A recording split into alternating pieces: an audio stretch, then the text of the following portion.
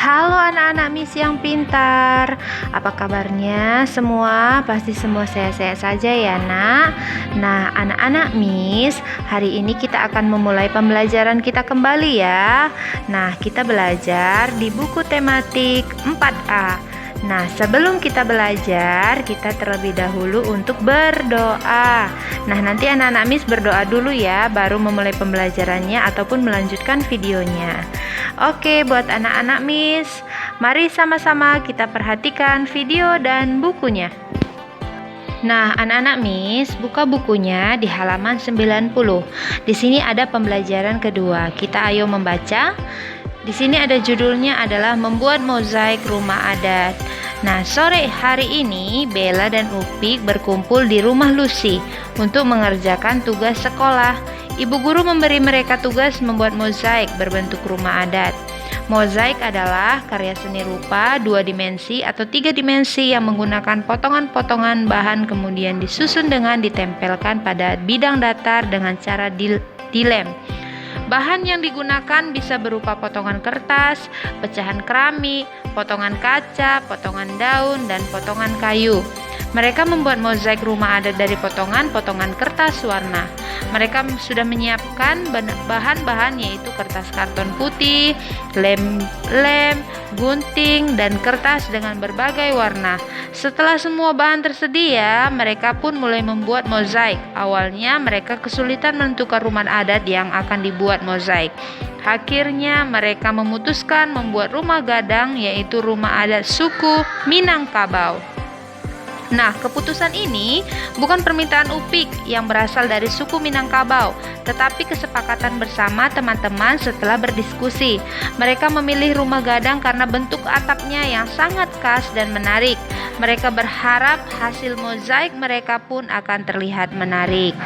Nah, Bella dan Upik dan Lucy membuat mozaik bersama-sama. Mereka membagi tugas dengan adil. Setiap anak melakukan tugasnya. Upik menggambar sketsa rumah gadang di kertas karton.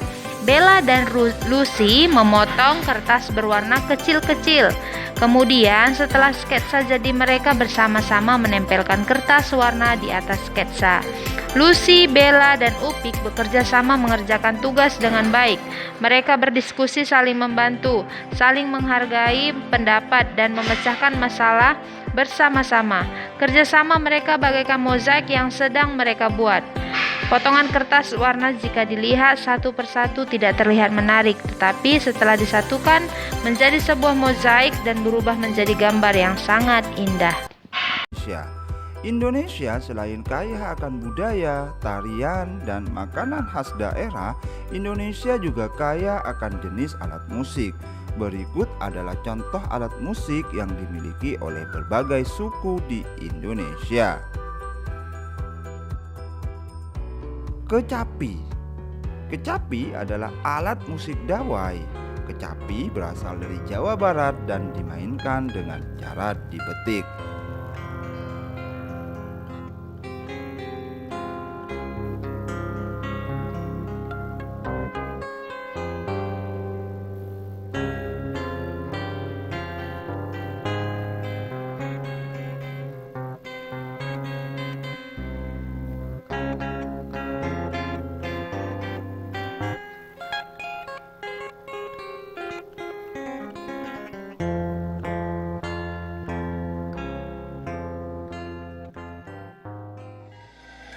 Angklung.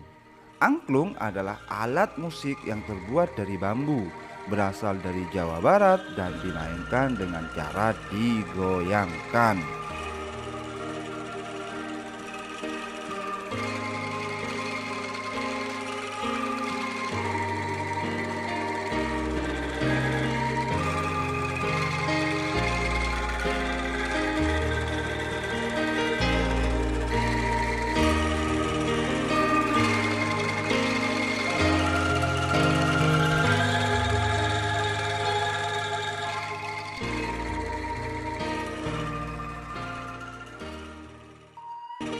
Saluang.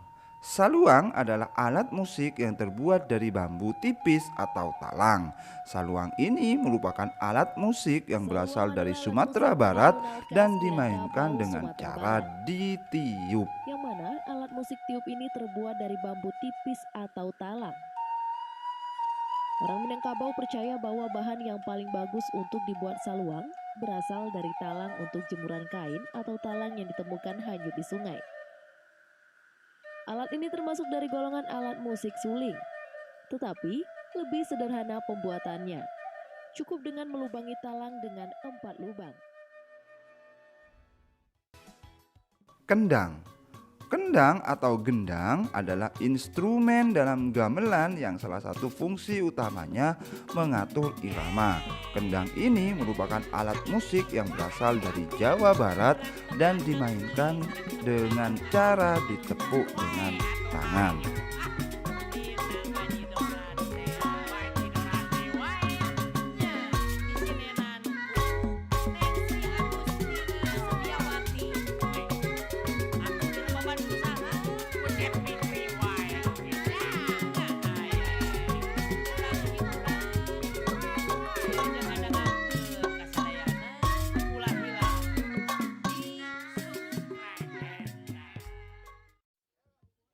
Tifa.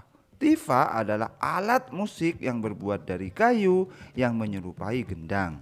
Alat musik tifa ini merupakan alat musik yang berasal dari Papua dan dimainkan dengan cara dipukul oleh tangan.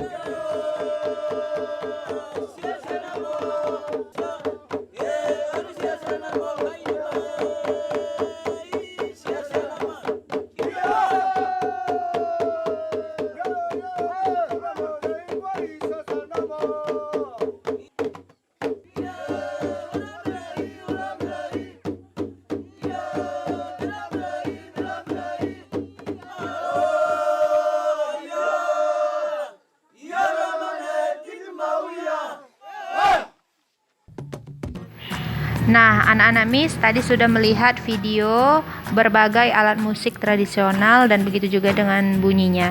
Nah, sekarang kita buka bukunya di halaman 92. Ayo belajar. Yang pertama itu adalah A. Pemantulan bunyi. Proses pemantulan bunyi terjadi seperti pemantulan bola ketika mengenai dinding atau lantai. Pemantulan bunyi terjadi jika bunyi mengenai dinding atau permukaan yang keras, seperti batu, kayu, kaca, besi, dinding, atau seng. Ada dua macam bunyi pantul, yaitu gema dan gaung. Yang pertama, gema. Jika kamu berteriak di sekitar tebing pegunungan, gua, lembah, atau bukit, maka akan terdengar gema. Gema adalah bunyi pantul yang terdengar lengkap setelah bunyi asal. Gema terjadi karena bunyi dipantulkan oleh dinding yang jaraknya jauh. Yang kedua, gaung dan kerdam. Ruang kosong dapat menimbulkan gaung atau kerdam.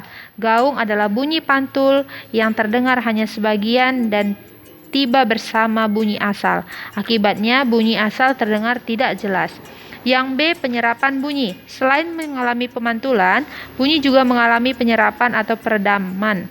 Bunyi dapat diserap oleh bahan-bahan yang lunak atau berongga seperti karpet, kertas, busa, wol, kain, karet, atau goni. Benda-benda tersebut disebut peredam bunyi dan digunakan untuk mencegah terjadinya gaung.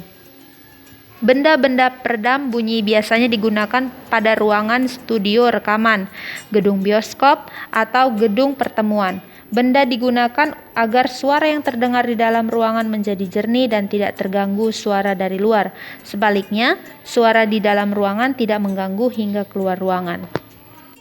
Nah, anak-anak Miss, tugas anak-anak Miss mengerjakan di halaman 91. Ayo berlatih dari nomor 1 hingga sampai nomor 8. Nanti dikerjakan di buku tulis ya, Nak. Jangan lupa untuk menulis soalnya juga. Oke, jangan lupa untuk mengirimkan foto tugasnya ke WA Miss Nofti. Selamat belajar dan selamat mengerjakan tugas.